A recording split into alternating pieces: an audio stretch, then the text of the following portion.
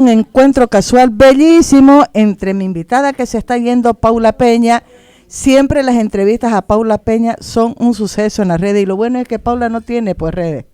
No está en Facebook, no tiene Twitter, no tiene Instagram, ni WhatsApp tiene Paula Peña. Pero increíble cómo tiene seguidores, ¿no? Como fuera con una cuenta en una red social. Y encuentro, digo, casual entre mi entrevistada que se va y mi entrevistado que ha llegado. Mi querido amigo, voy a decir, porque no me voy a hacer aquí la que no lo conozco y una relación así súper formal, ¿no?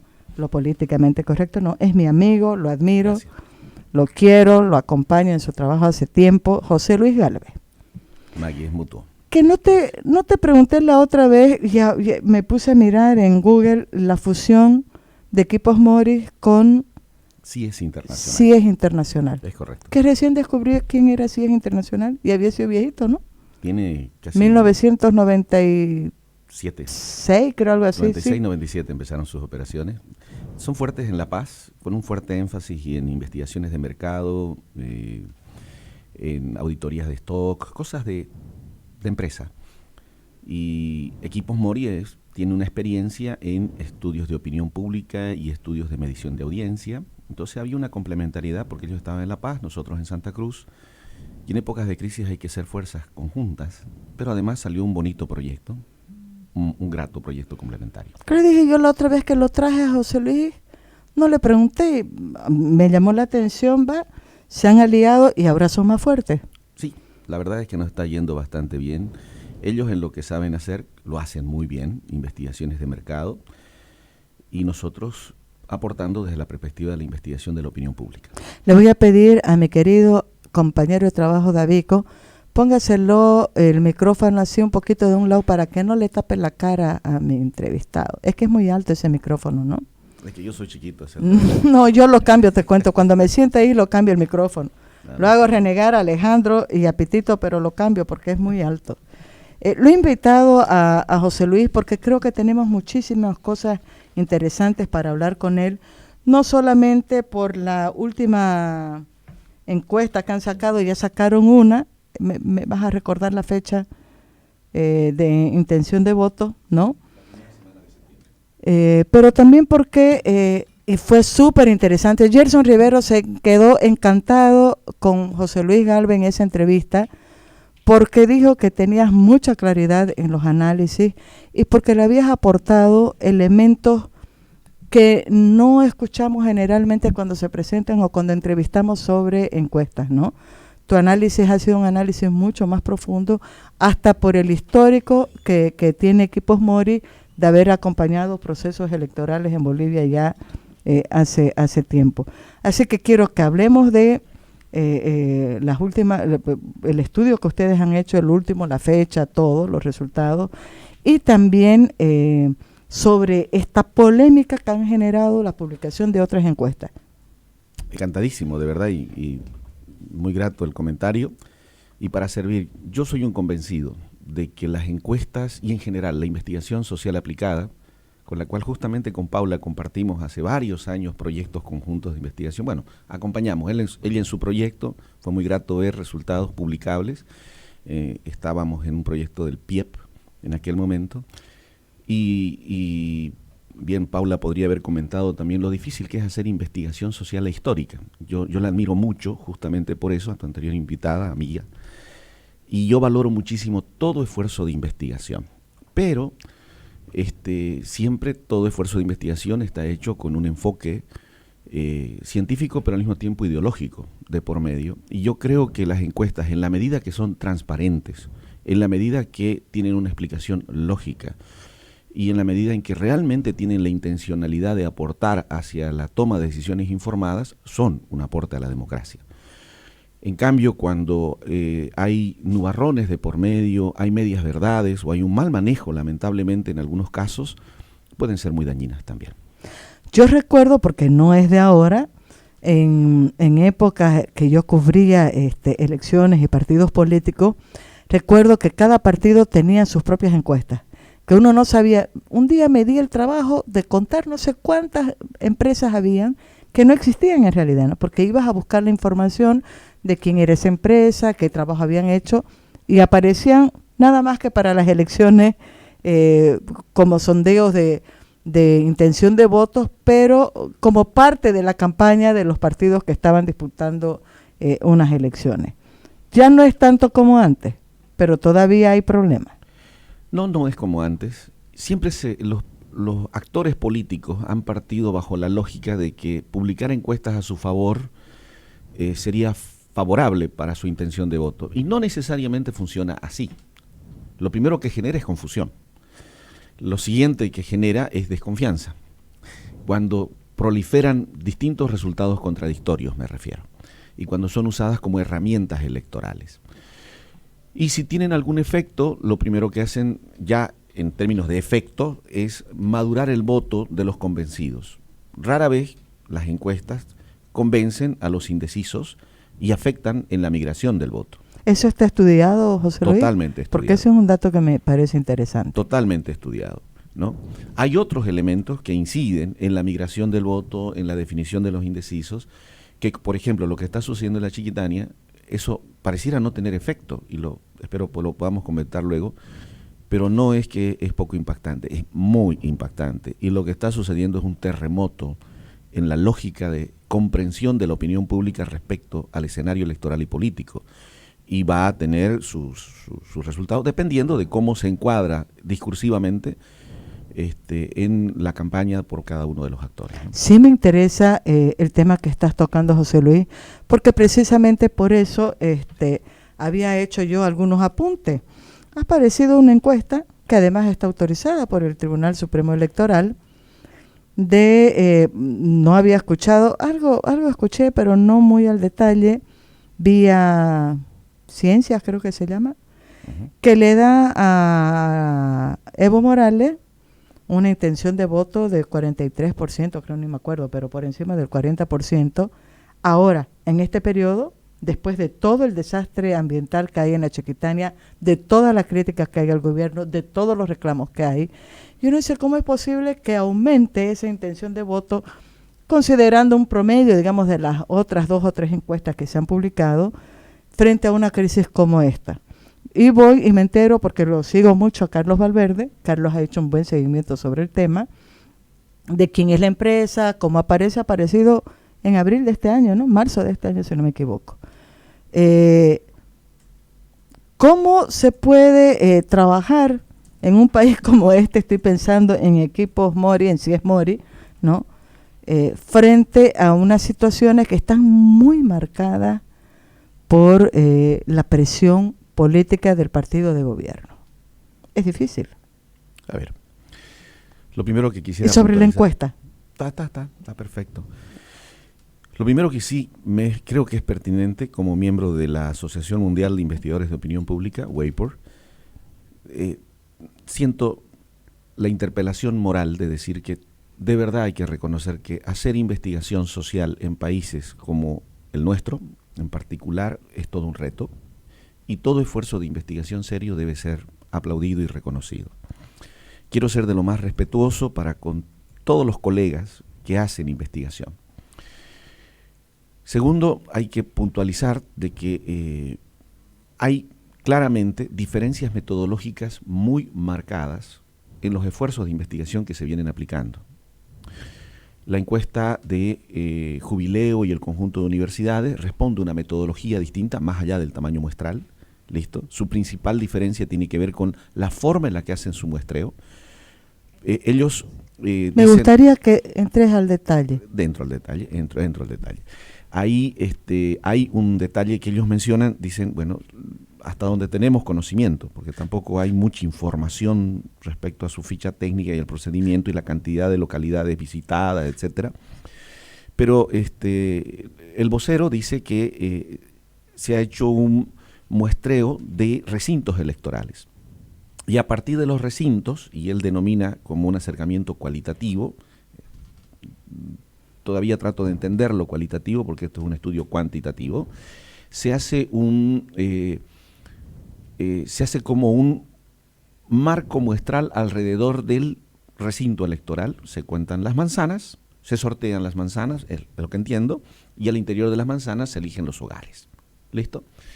y calculan el margen de error a partir de los recintos y no de los votantes. Ahí ya es complejo de explicar, pero bueno, hay una diferencia de orden metodológico.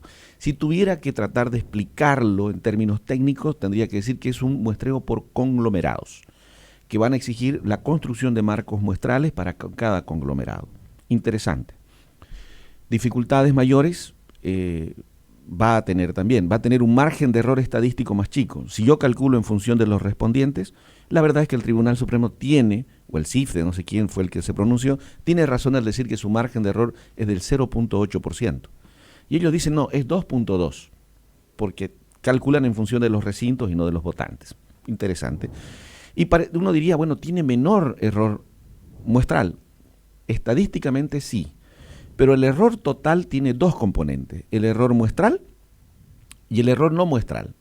El reto que se tiene cuando vas a trabajar con 1.200 encuestadores es hacer que todos hagan el trabajo con la misma calidad, en el mismo orden, de la misma forma, estandarizada. Eso debe ser difícil. Eso es bien difícil. Yo he trabajado con 1.200 encuestadores el día de la elección específico, el anterior proceso electoral, y es un mes de trabajo previo, de capacitación, de viajes a un lado, al otro, de volver a testear, hasta que la gente entiende cómo tiene que proceder, porque si no, introduces el error.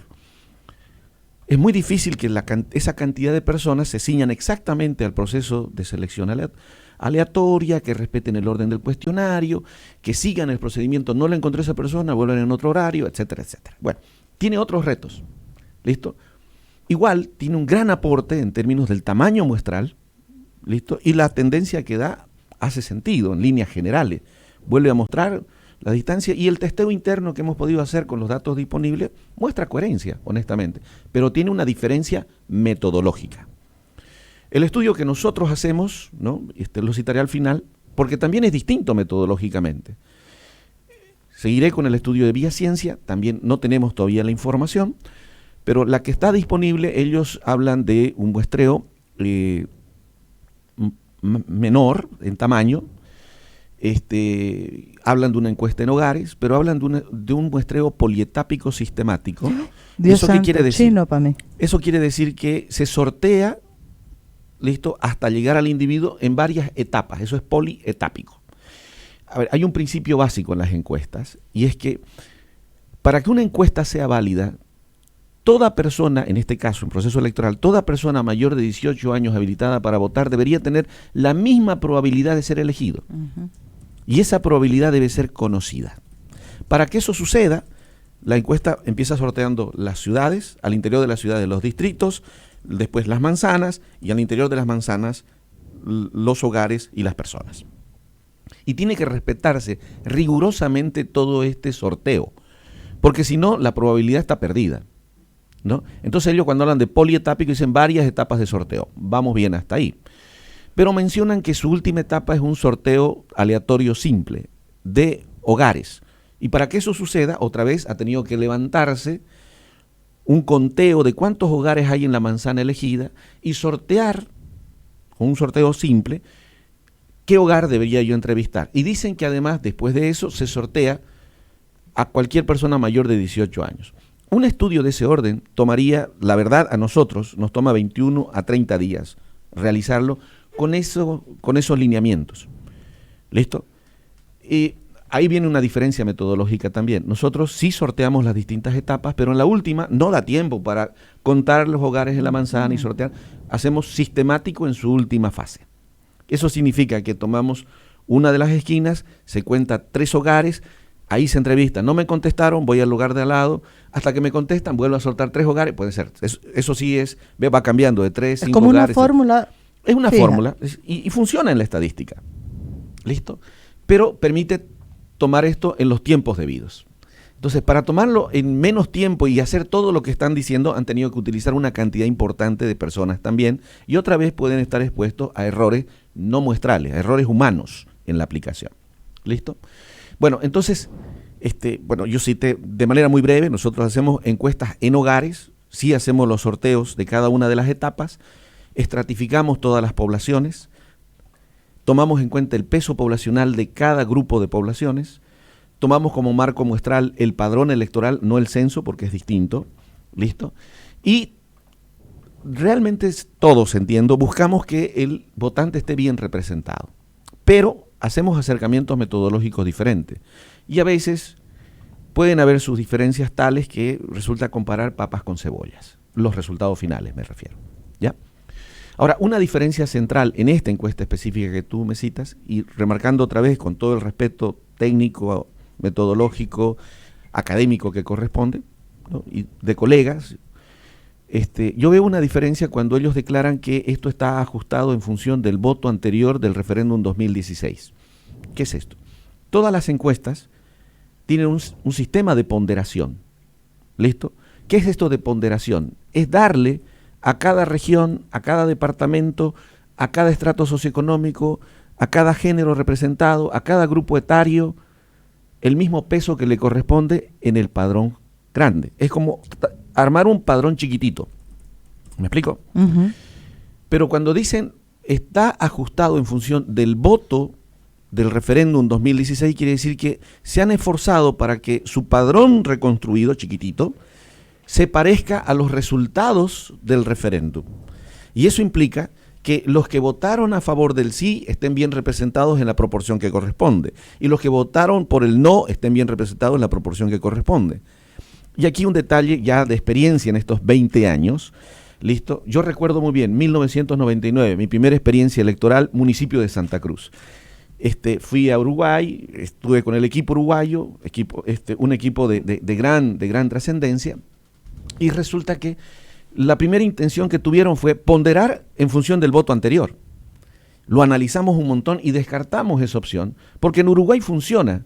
El sistema político es muy estable, es una sociedad muy tranquila, y la sociedad boliviana es cambiante. En cada proceso electoral tenemos nuevas reglas, nuevos participantes, nuevos actores, un sistema político siempre en transformación y reestructuración. Pero además que no es lo mismo una votación de referéndum que una votación de una elección general. Exactamente.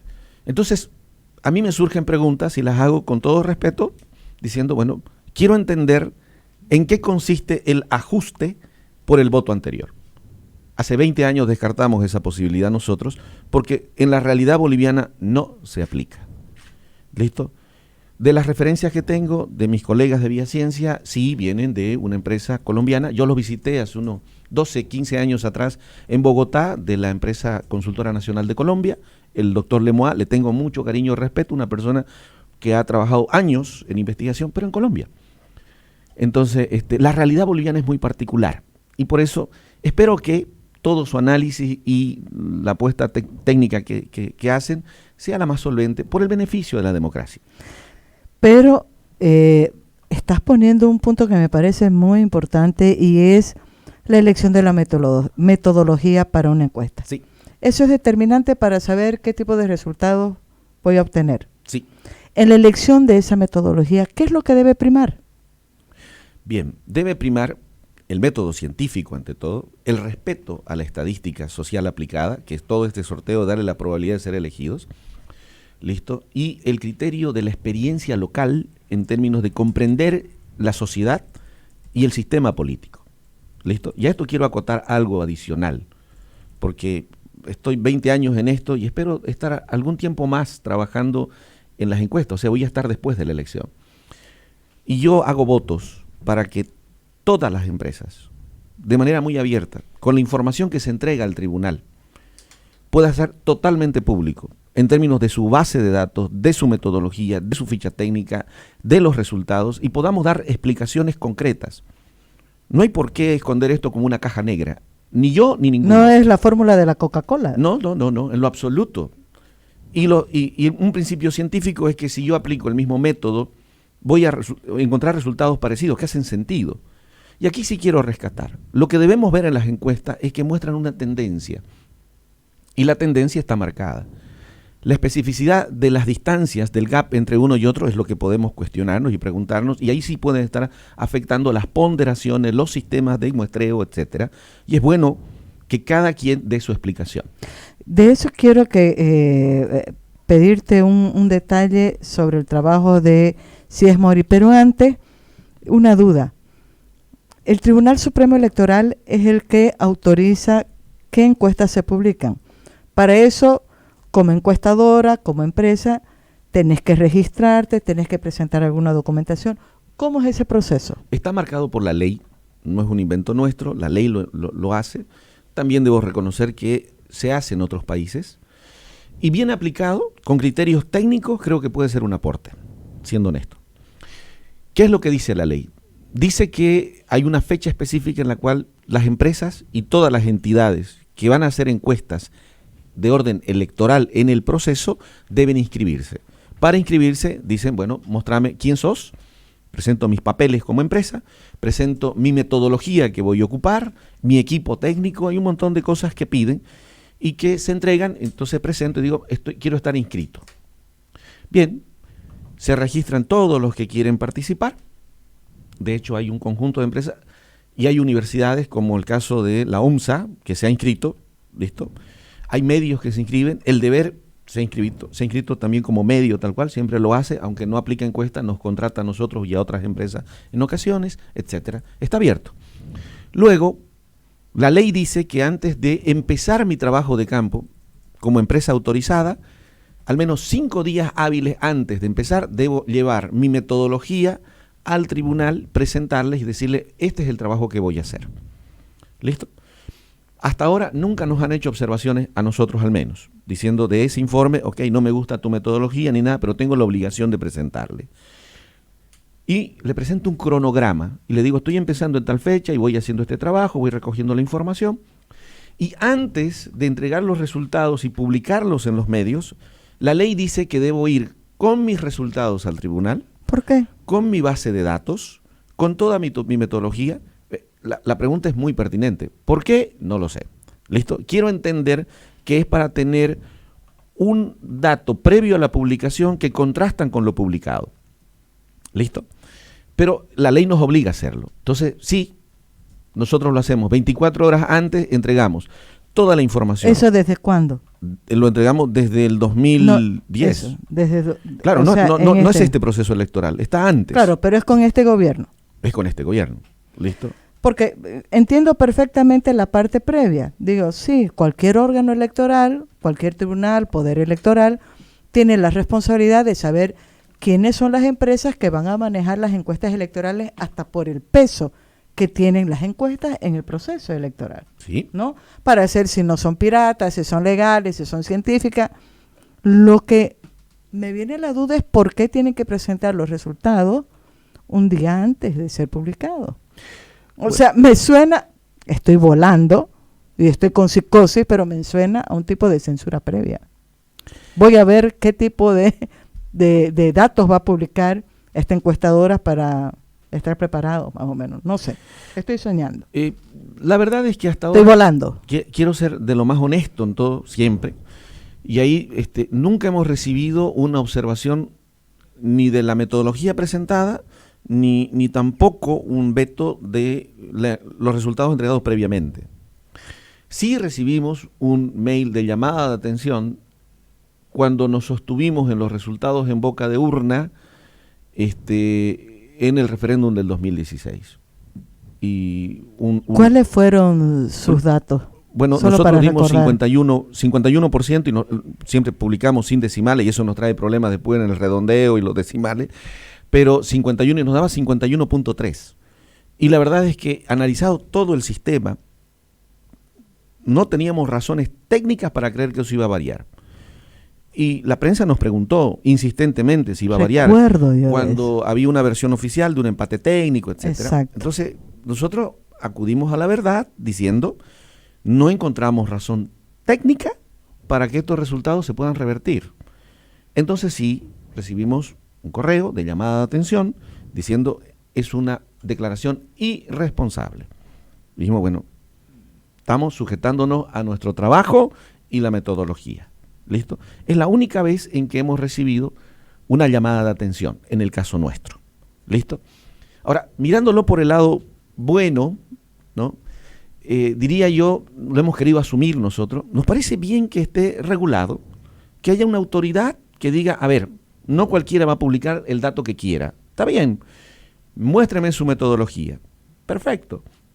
Y aún estamos de acuerdo con que de manera previa, sin que haya censura, si uno le presenta el resultado como un testimonio concreto de que lo que le estoy entregando al medio es lo que se va a publicar, y había una prueba ex ante, anterior a la publicación, de que lo que yo entregué al tribunal es lo que se publicó. Y ahí no tengo dificultades.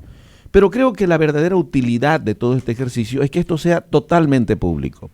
Que todos los ciudadanos tengan el derecho, la posibilidad de analizar al detalle, ver la base de datos, de ver cuál es el sistema de ponderación, de que se le explique la ficha técnica y que se traduzca todo esto de tal forma que se eviten susceptibilidades. Pero adicionalmente, que los estudios puedan aportar información más allá de la carrera de los candidatos.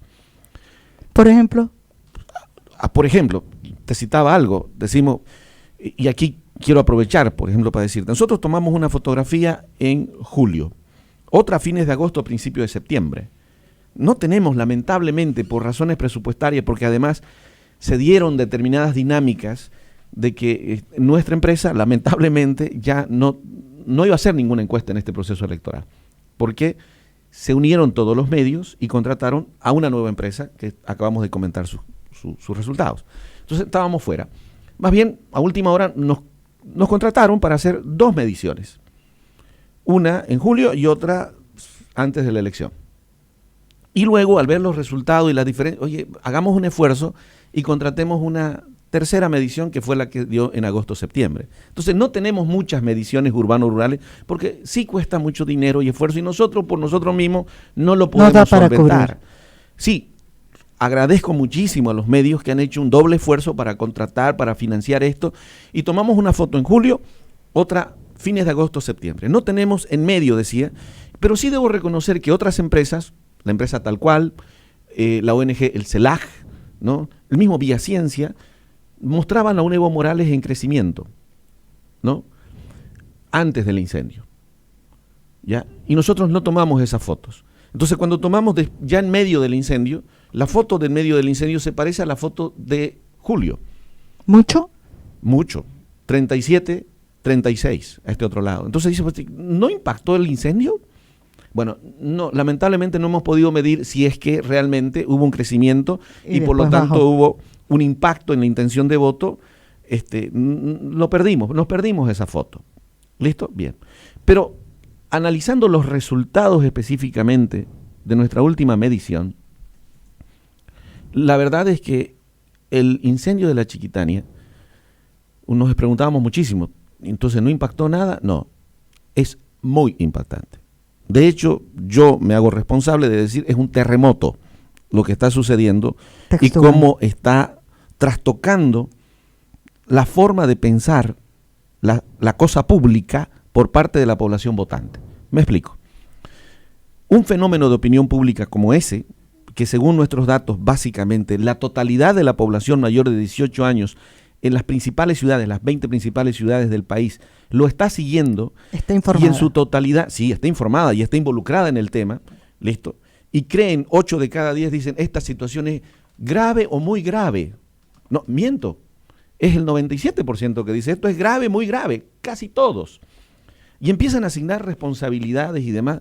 La verdad es que esto es muy impactante. Y este fenómeno de opinión pública afecta, cualquier fenómeno de opinión pública de ese tamaño, afecta la manera de pensar de las personas. ¿Y cómo afectaría en un proceso electoral? La primera afección es que golpea a los votos convencidos.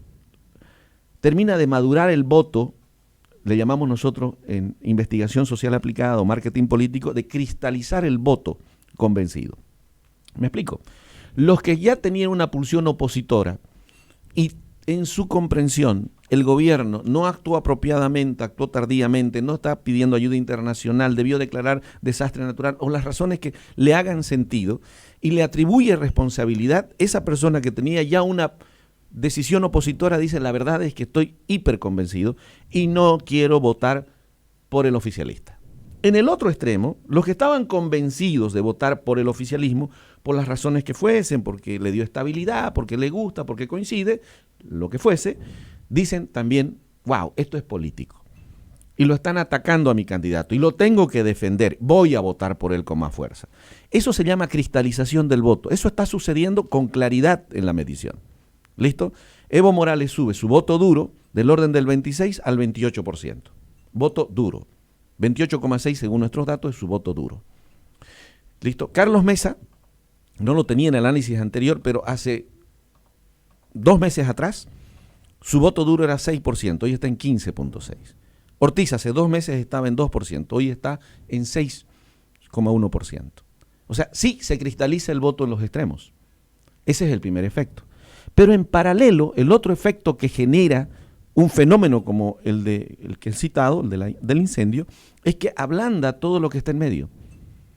Replantean los indecisos que van a hacer y el voto blando de cada uno de los candidatos empieza a pensar, bueno, a ver, déjenme pensar un poquito más.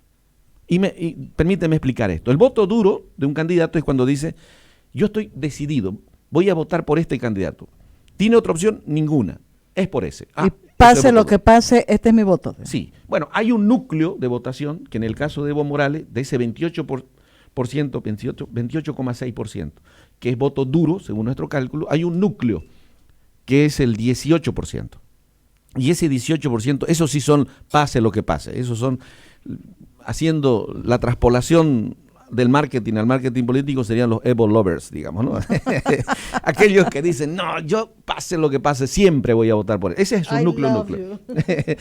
Entonces, pero el voto blando, listo, es ese voto que dice, voy a votar por él y estás totalmente decidido, tengo otra opción. ¿Y por quién votaría si no fuese él? Por este otro. O sea, tiene decidido el voto en este momento, pero contempla otra opción. Ese voto blando se genera, eso es lo que genera la migración del voto. ¿Listo? Entonces hay dos fuentes de las cuales de aquí en estos 30 días se van a nutrir los candidatos. Uno, los indecisos. Y ¿Cuál es el porcentaje de los indecisos a estas alturas del campeonato? Muy válido, 21%, entre 21 y 22. Las variables residuales en su conjunto, ¿qué quiere decir? Los que me dicen nulo, blanco, ninguno, no sé, voto secreto, etcétera. Todo eso suma esa cantidad. Y ahí ha habido un cambio fundamental. Esa es una fuente de la cual beben los candidatos en estos 30 días. Pero la otra fuente tiene que ver con migración del voto. ¿Qué es eso? Evo Morales le va a robar votos, un pedazo de votos a Carlos Mesa. Y Carlos Mesa le va a robar un pedazo de votos a Evo Morales. ¿De dónde? Del voto blando. Y eso va a suceder con Ortiz y Mesa y viceversa. De hecho, Mesa, toda su estrategia dice al voto útil. Dice, dejen de votar por el tercero porque yo soy el único que puedo llegar a la segunda vuelta. Y el otro dice, no es cierto. Y hay toda una guerra que la verdad es que también sería interesante conversarla en términos de estrategia política. Pero esa es la otra fuente, te voy a preguntar la después. Migración del voto.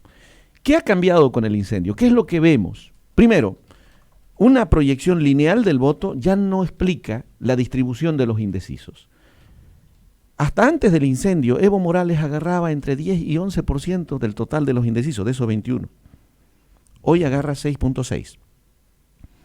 Todavía agarra, increíble. 6,6.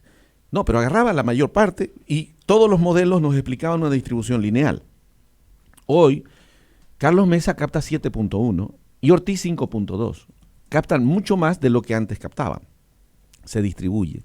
Y en la migración del voto, ese ablandamiento que ha habido en el centro, de los indecisos y del voto blando, resulta que las posibilidades que tienen los opositores han crecido de poder hacerse de voto blando del oficialismo.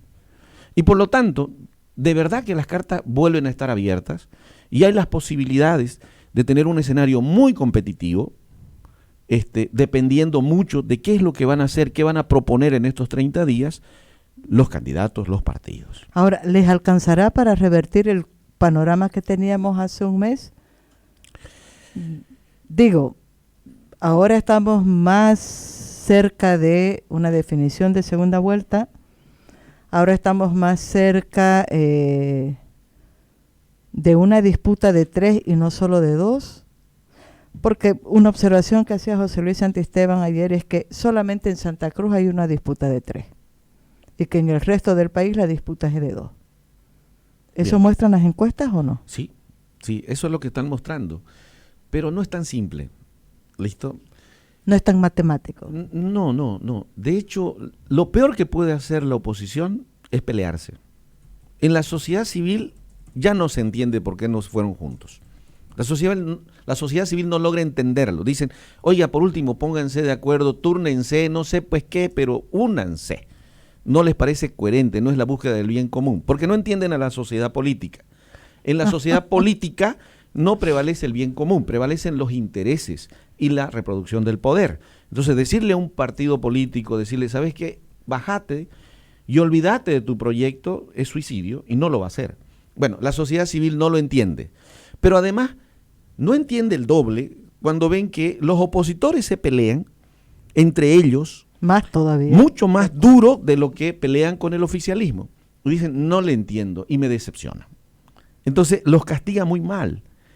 Por lo tanto, hay algo que está equivocado en la estrategia política que están siguiendo los opositores. ¿Listo? Y trato de acoplar con el comentario y pregunta que tú hacías. La verdad es que si se dieran todos los resultados de migración del voto y de captación de los indecisos, si Mesa va por su cuenta y captura todo lo que puede capturar, y Ortiz va por su cuenta sin pelearse y captura todo lo que puede capturar, ¿sí? Ortiz no le alcanza para llegar a la segunda vuelta, pero puede propiciar que Mesa llegue a la segunda vuelta. ¿Listo? Y en la medida que se peleen, eso más bien se aplaca. Eso solo beneficia al MAS. Solo beneficia al MAS. ¿Listo? De lejos se nota eso en los datos. No necesariamente que esos votos vayan al MAS, sino que van al voto nulo, al voto blanco, o directamente a la gente que no va a ir a votar. No sé. Y en parte van al MAS. En el medio, ¿sí? Hay un buen grupo de personas que dicen, yo no vivo de la política. La política no me da de comer. Por último, no me importa. Me estorba ir a votar porque me cobran multas si no voy. Me gusta que esté tranquilo. Déjenme trabajar, dice la gran parte de la gente. Entonces, le da lo mismo que sea azul, rojo, amarillo, naranja, cualquier color. No tiene una implicación. Y esto es bueno entenderlo, Maggie, porque lo citaba el otro día. Durán Barba, un estratega político, asesor de Macri, que está de capa caída hoy en día, pero él con mucho tino decía el círculo rojo. Y el círculo rojo es de las personas más informadas, involucradas, entendidas en el tema, al cual tú perteneces, por ejemplo. Y el círculo rojo lo razona de una manera muy clara. El resto de la población, el macroclima de opinión, no tiene toda esa información y todo ese criterio, y a la larga no ve con claridad las diferencias. Y vota con el bolsillo, vota lo que le conviene, o según haya escuchado, o alguien le aconsejó, etcétera. Entonces, parece raro, pero votación que podía ir para Mesa o para Ortiz, dependiendo de lo que hagan, también se puede ir para Evo. Y votación que estaría yendo para Evo puede irse para Ortiz o para Mesa. Y no lo tenemos presente del todo. Eso siempre ha sucedido y siempre va a suceder. Eso se llama migración del voto. De hecho, lo que están haciendo cuando dicen, miren, votar por el tercero es favorecer al primero, entonces, a ver, que se baje de una vez, etcétera, eso es migración del voto. Están tratando de conseguir lo que denominan el voto útil. Pero hecho el análisis, siendo también de lo más honesto, diré que en general el voto útil va a funcionar muy poco porque hay más probabilidades más bien de que el tercero le quite votos al segundo que el segundo le quite votos al tercero. ¿Y por qué? Porque todo este fenómeno del incendio termina despertando otros clivajes, otras razones del por qué definir el voto. Una de ellas tiene que ver con la identidad regional. El oriente se siente agredido. Y si eso le sumas la percepción generalizada que dice, no importa, de cualquier manera va a ganar el primero, entonces ¿para qué voy a desperdiciar mi voto? Voy a votar por el que es de acá. Y terminan beneficiando. Por eso las probabilidades que Ortiz tiene para crecer en Santa Cruz se acrecentan. Y ha mejorado en el Beni. Pero también está mejorando relativamente en el resto. Tiene una barrera muy grande. Su techo de votación está en el 38 según nuestros datos hasta ahora. ¿Le alcanza para llegar a segunda vuelta? Todavía no. ¿Y el techo de Mesa cuál es? Está en el orden del 49%, ¿no? Y de Evo del 52%. O sea, sí, es el primero y el segundo que pueden llegar a la segunda vuelta.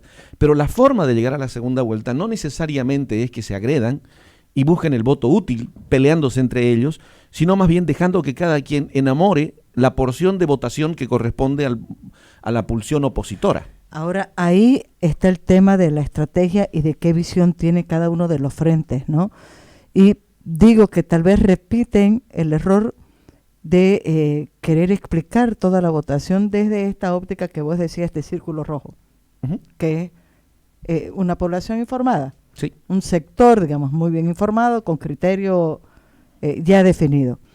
Y me viene a la mente algo que he escuchado, incluso Pedro Cabrera lo decía aquí el otro día, lo han dicho muchas personas, de que es un error en las campañas, en los spots, en las publicidades que están haciendo algunos candidatos de oposición, marcar este tema de la democracia, hay que votar por la recuperación de la... Porque es un valor que no está en disputa en el momento del voto de la gran mayoría de los electores, y eso cuesta asimilarlo, ¿no? ¿Será que a la gente no le importa el tema de si va a vivir en democracia o dictadura? Claro, desde nuestra perspectiva parece un absurdo, pero la lógica de la mayoría del electorado va por otro camino, José Luis. Totalmente, tienes toda la razón. Coincido con Pedro y con todos los analistas en eso. A ver, ¿de qué depende el resultado de la elección? Hoy, más que nunca, después del incendio, justo por el efecto del incendio, depende de la calidad de la narrativa política de cada uno de los candidatos. Por fin, en todo este proceso, se ha nivelado un poco la cancha. Estaba inclinada a favor de alguno, dadas las reglas de juego y lo que se estipuló en la ley de organizaciones políticas y la elección primaria. ¿Listo? Se ha nivelado, pero ahora depende de la narrativa. Ahora, siendo muy objetivo también, más allá de toda pasión política, hay que reconocer que el movimiento al socialismo tiene mayores probabilidades de articular un discurso, ¿listo? Una narrativa que sea más interpeladora para la base de la pirámide. Le funciona mucho mejor su discurso para las áreas rurales, para los estratos más bajos, para la población menos educada, que es mayoría en general en términos de estratos socioeconómicos sobre todo, y resulta que le funciona, porque puede apelar al mito de Evo Morales, al mito del proceso de cambio, al mito de la revolución, al mito de la nacionalización. Ya no puede ir a su fase embrionaria de decir todas las razones de hace 13, 14, 15 años, tampoco puede ir a la fase de racionalización, pero sí puede apelar con fuerza a la legitimación hablando de futuro. En síntesis, el movimiento al socialismo está saliendo con un discurso, y hay que leer y releer el discurso del presidente del 6 de agosto. Ahí está la línea muy clara. Cuando él dice, por ejemplo, quiero ser presidente, no quiero ser el mejor presidente de Bolivia, sino el presidente de la mejor Bolivia. ¿Listo? Y sobre eso empieza a ordenar todos los elementos que hacen a la construcción del relato. Desde mi perspectiva, está muy claro. ¿Y qué nos dice el movimiento al socialismo? Dice, mire, hemos logrado muchas cosas y ahora lo que está en juego es la estabilidad. Ahora sí vamos a tener, si me eligen a mí, van a tener estabilidad de futuro. Eso nos está diciendo. En cambio, el discurso de Comunidad Ciudadana, cuando uno lee su programa, ha tenido menos exposición pública por lógica, porque no tiene la opción de esa plataforma que tiene el oficialismo, pero básicamente nos dice, lo que está en juego aquí es la construcción de la democracia del siglo XXI. Y la gran mayoría de la gente se pregunta, esa población menos educada, ¿con qué se come eso? ¿Con qué se come eso? Es muy abstracto, ¿no? Y la gente no se siente interpelada. Es más, listo, con el dolor de mi alma debo decirlo, pero en estos 20 años de investigación, todas las veces que le preguntamos a la ciudadanía boliviana, le decimos, ¿Bolivia necesita un gobierno de mano dura? Dicen sí. Yo por lo tanto pregunto, ¿de verdad al boliviano le asusta la dictadura? ¿O hay una porción importante del boliviano que está diciendo, señores, necesito que alguien ponga orden y valoro que alguien ponga orden? No estoy diciendo que, por favor, vaya en contra de la democracia, sino que en términos discursivos, es poco inteligente, diré, agarrar un concepto que interpela al círculo rojo, a los más informados, y nos deleitamos entre todos y nos damos cuerda diciendo de verdad que es relevante, pero no sirve para ganar elecciones. Entonces, hay que ordenar el relato, tendrán que ordenar su relato los opositores. ¿Y manos limpias, cómo es? Claro. Otra vez, también. Ahí por ejemplo, ¿no? Y no es que sean malos candidatos, pero la ley de organizaciones políticas los hizo salir antes de tiempo, no han madurado lo suficiente, no han tenido la opción de trabajarse y de generar el escenario como para realmente competir. ¿Listo? Cuando ya vemos el perfil de imagen de Mesa, el perfil de imagen de Ortiz, de verdad todavía necesitaban más tiempo para madurar. Y uno de ellos es Ortiz, que empezó con un índice de notoriedad muy baja. Quiere decir que cerca de la mitad de los votantes sabían quién era Ortiz, a pesar de que fue senador y tiene una larga data haciendo política opositora. ¿Listo? Pero tenía que subir su índice de notoriedad. Y la única forma de hacerlo era mostrando su gestión. Entonces decide no renunciar para mostrar su labor de senador. Y en eso muestra y agarra un eje discursivo fundamental, que tiene razón en eso, de decir, el problema es la corrupción. Y yo como senador he hecho leyes, he fiscalizado y he denunciado y tengo las manos limpias. Eso, y dice senador, ¿no es cierto? Porque si no, estaría prohibido hacerlo y no había sido, el tribunal le hubiera cortado la cabeza a todo eso. Listo. Pero, ¿qué implica eso? Que hay un contrarrelato implícito. Como él no puede salir, no podía salir diciendo, oye, fui senador y ahora soy para presidente, está diciendo, sirvo para senador. Tómeme en cuenta, soy un buen senador. Y automáticamente en el imaginario sale diciendo, bueno, está bien para senador. ¿No es cierto? Pero no lo asimilan como presidencial. Todavía, porque no ha habido eso instalado, ¿te das cuenta? Subió su índice de notoriedad, hoy más del 80% ya sabe quién es él, y va creciendo. Y otra vez, en marketing político, cualquier candidato que tiene menos de 95% de índice de notoriedad no tiene posibilidad alguna de ser electo como en el cargo que está peleando. Entra en desventaja, y era correcto que lo corrijan, pero tenían que acudir a un contrarrelato porque no había otra forma de hacerse notar. ¿Listo? Segunda cosa, pero así como digo yo de la democracia, y la gente dice, ¿quieren gobierno de mano dura? Y la gente dice, sí, también en términos de corrupción. ¿Listo? Eso es muy diferente al proceso electoral del 2014. Hasta el 2014 había un blindaje alrededor del oficialismo y del presidente del Estado. Hoy en día eso se rompió. La gran mayoría de los bolivianos perciben corrupción en la gestión de gobierno y castigan, en su opinión, tal cosa. Bien. Y la verdad es que atacar la corrupción sirve para desgastar, para golpear al contrincante, para desnudarlo y mostrar todo lo malo que tiene. Pero no alcanza para ganar una elección. Porque el electorado boliviano, latinoamericano en general, dice que roben, pero que hagan. Y la verdad es que en términos achacar la corrupción y mostrarla y una posición moralista pura, hiperciudadana y ética, y paréntesis, Comunidad Ciudadana también dice, vamos a hacer una democracia ética, dice, ¿no? Un desarrollo ético. No sé, tampoco entiendo cómo se come eso. Es decir, bien del círculo rojo es toda su propuesta. Bien intelectual. No digo que esté mal, pero no va a interpelar y cautivar a la gran mayoría. Vuelvo al punto cerrando eso. Entonces, todavía ni Comunidad Ciudadana, ni Bolivia dice no, han planteado siquiera el atisbo de cuál es su propuesta, de cuál es su relato, del por qué hay que elegirlos. ¿Listo? El otro día hablaba con una persona y me decía, oye, estoy buscando pretextos para votar por él. Pero quiero saber qué proponen. ¿Qué entendés vos? Me decía. Bueno, y nos pusimos a conversar, pero más o menos refleja el sentir de la gente.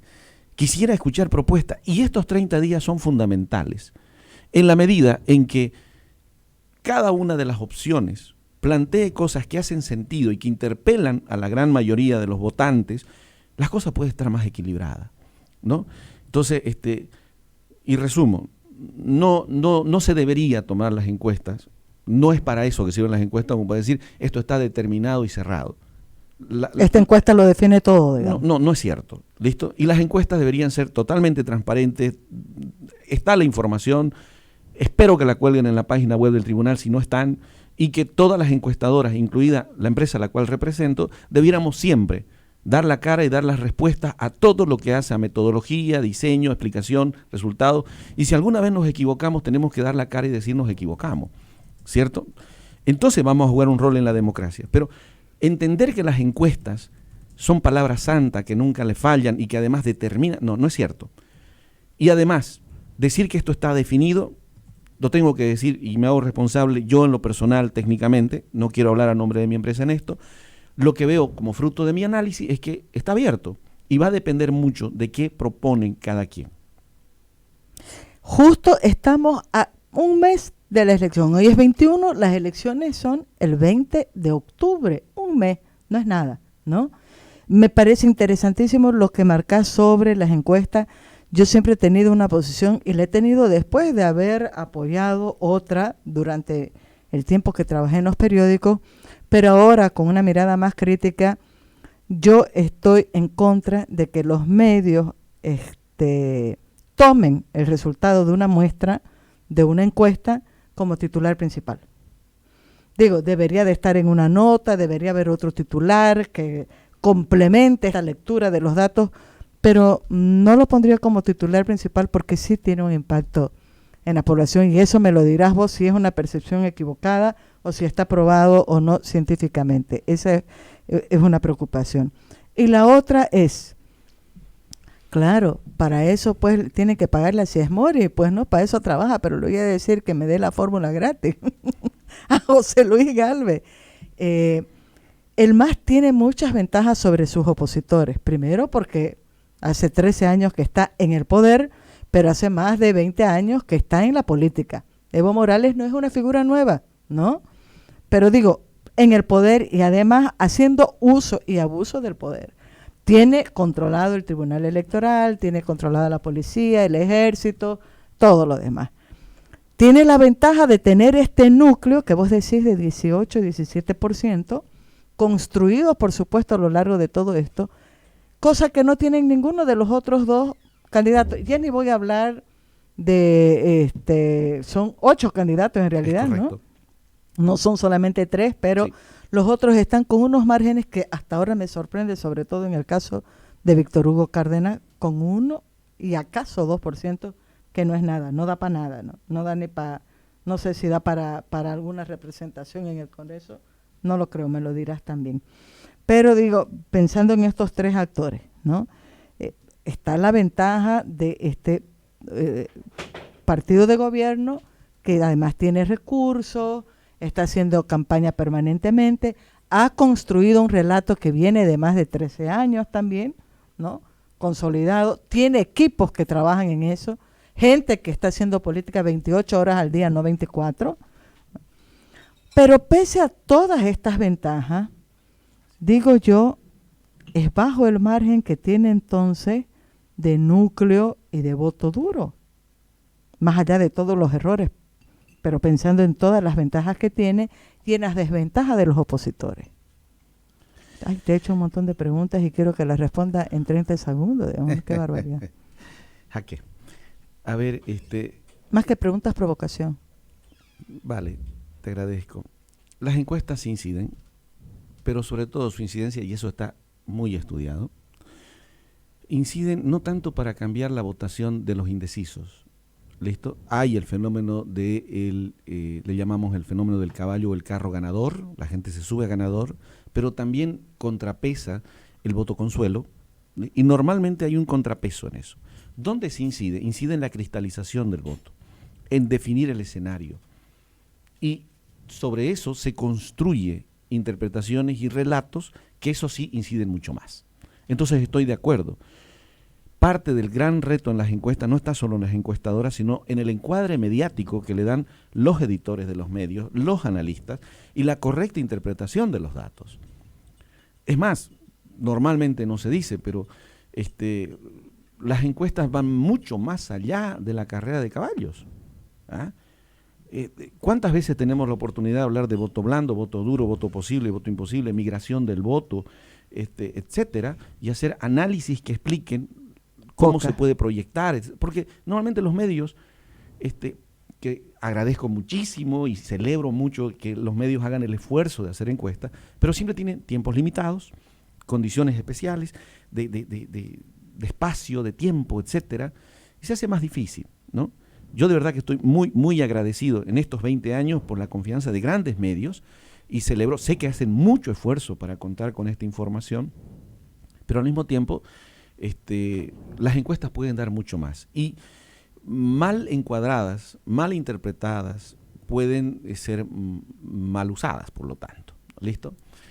Eso en términos de la incidencia. Respecto a la estructura del voto, aprovechando justo este espacio amplio que tú tan generosamente lo propicias, diría que conversando además con colegas de Brasil, de Argentina, de otros lugares, La verdad es que el fenómeno político boliviano, siendo objetivo también, es muy, muy especial. El horizonte de aprobación, por ejemplo, de Evo Morales, el 2013-2014 estaba en el orden del 78-80% de aprobación de gestión. Hoy está en 44%, la mitad. Es otro horizonte y ya llevamos 3-4 años que eso va haciendo un saltimbanqui, ¿no? De hecho, la desaprobación del presidente está en 50, superior a la aprobación.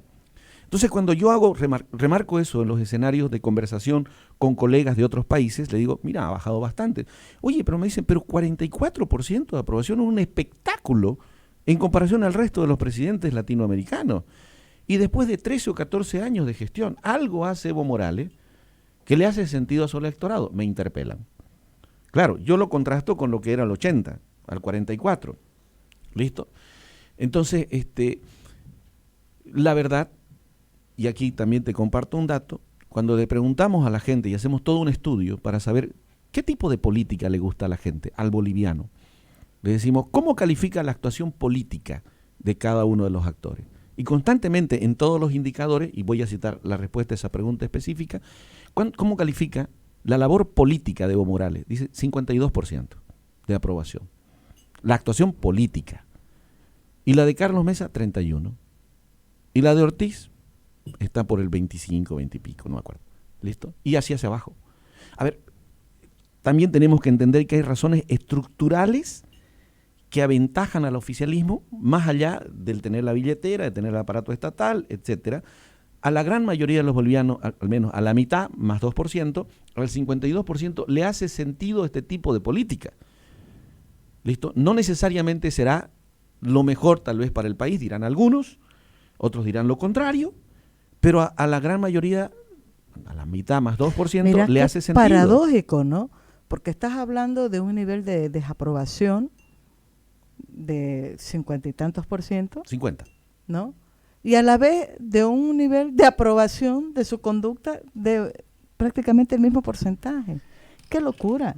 Este es un... Pero además, si citamos esto, cuando vemos los niveles complejísimo, me parece. Cuando también le decimos al boliviano que evalúe la corrupción, es crítica con la corrupción y ven corrupción en todos lados. Y sin embargo, eso no se traduce en el rechazo al denunciado por corrupción. Claro, porque en general, otra vez, el electorado boliviano, por un lado, le gusta el estilo de política, llámese como se llame, yo lo voy a decir en términos estrictamente académicos, de corte populista, ¿no? De como se practica en el siglo, como el socialismo del siglo XXI. Eso enamora a la base de la pirámide, a un gran segmento de la población. ¿Listo? Y lo mantiene enamorado. Y eso es estructural. Pero además, ese electorado boliviano es obrista. Le encanta el hacer, el que cualquier autoridad haga obras. Lo vemos en todos los procesos. A los candidatos uninominales. ¿Y qué va a hacer usted por esta zona? A ver.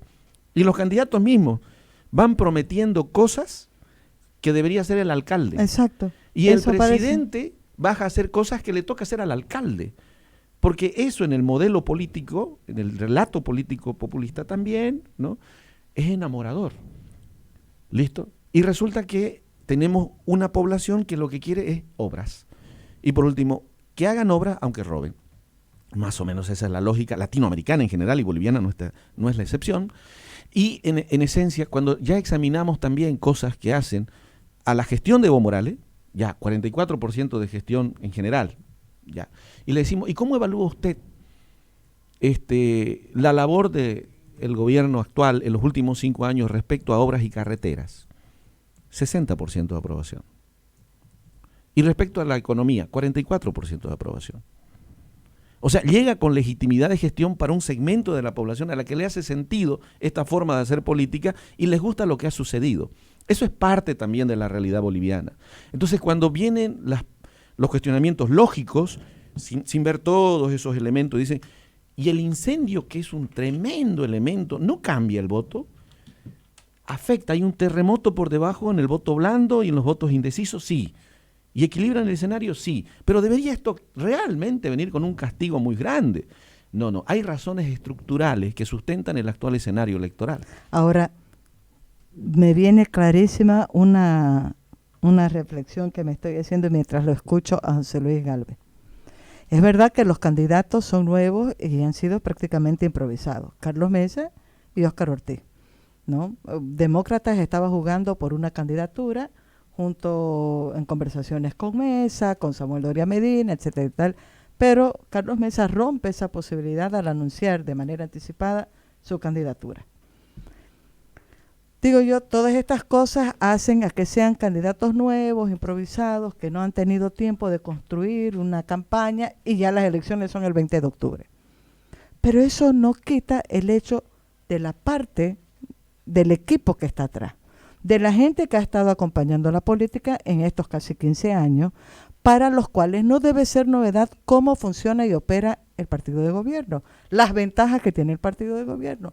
Este análisis que estás haciendo de las razones estructurales que puede pesar en el electorado y tratar de buscar una forma inteligente para romper o para superar eso que ya está construido por el MAS. Eso no existe, ¿no?